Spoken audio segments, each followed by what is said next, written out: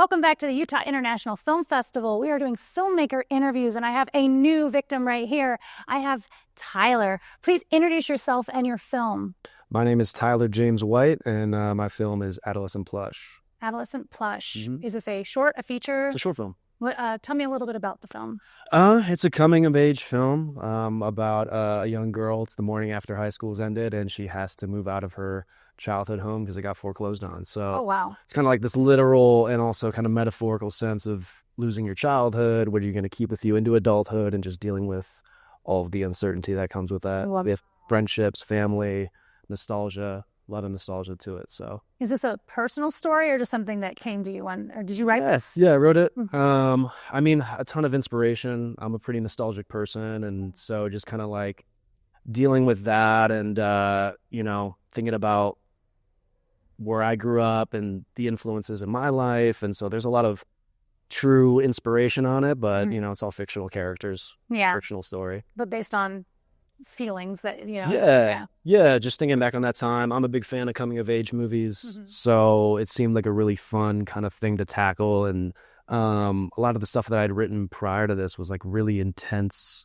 kind of stuff, and this was kind of like my first step. I'm like, well, let me try to write something that's maybe on the surface a little lighter, and see where that kind of like takes me. And this is kind of the story that came out from that. So is it a dramedy, a drama comedy? Yeah. I mean, it's probably more drama forward, but there's comedic beats to it. Yeah.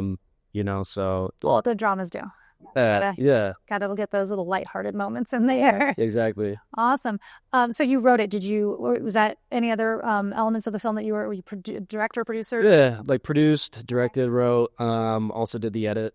Oh, wow. So all of them. You did all of it. Okay. Yeah, there's all these little because it's such a nostalgic piece, and a lot of it has to deal with the main character, Luna, kind of going through her childhood bedroom and kind of retreating to her childhood best friend's house when things start to get a little crazy.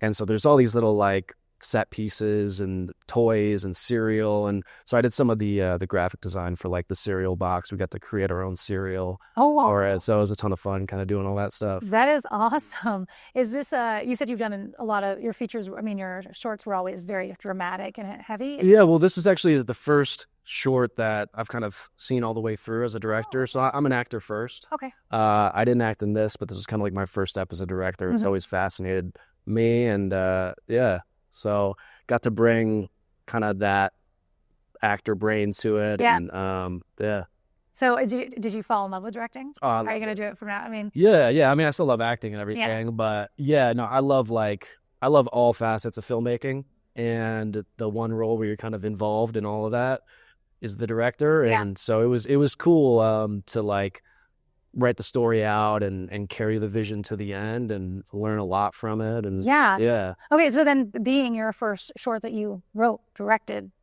took all the way to the end, what was your biggest learning moment with this? Oh man, it's hard to pick there's so many. Honestly, as a director, I think you was your biggest. Yeah, as a director, I think staying true to your vision throughout, I'm a really collaborative person. I grew up playing in bands and sports and stuff, so I tried to bring that to this, and not to say pull back on the collaboration, but there were certain things where I saw through in the end where I was like, oh man, I don't know, maybe I should have been a little bit more forthright on what the vision was for me, and kind of seeing that through to the other things. But just learning how to have those conversations with, different members of the crew in post-production, how you may articulate one thing and then what comes to you from in the edit is not how you saw it, and how do you change how you word that. And there was a ton of stuff that I learned from this. So constant, a new thing. Every production, you're gonna pick up something, and then you try to take that to the next one. So what was the name of the film again? Adolescent Plush. Adolescent Plush. Is this something that people can find? Are you on a festival journey right now? Yeah. So this is actually our first festival. Was this a premiere? Yeah, this was congratulations. Thank you. So we got another one at the end of this month, and I think it's streaming online as well with the companion online festival for Utah. So you can see it there. But yeah. Did you form a production company? Is there going to be some place online where the people will be able to like, or the landing thing that this is going to start showing? Well, eventually, hopefully, you know, we'll have like wide access. Yeah. You know, anyone can find it somewhere. It's a little early to say where that'll be right now. But yeah, no, I have a production company. It's called Shy Pup. Shy Pup? Yep. I like your titles. Yeah. Those are pretty awesome. Yeah. You got to think outside the box there with those. A little bit. Yeah, I still have a little bit of like the songwriter band guy brain where like I overthink the words a little bit too much. So yeah. It pays off in the end though. Yeah. It all always has meaning. So do you think now that you've directed, do you want to direct in something, or is that something? For sure. Yeah. Yeah. I mean with Adolescent Plush, there wasn't really a character in it that I felt like I, you know, could that fit me, you know, more so than another actor that could really bring a strong performance to it. And I didn't want to like shoehorn myself into it. Appreciate that.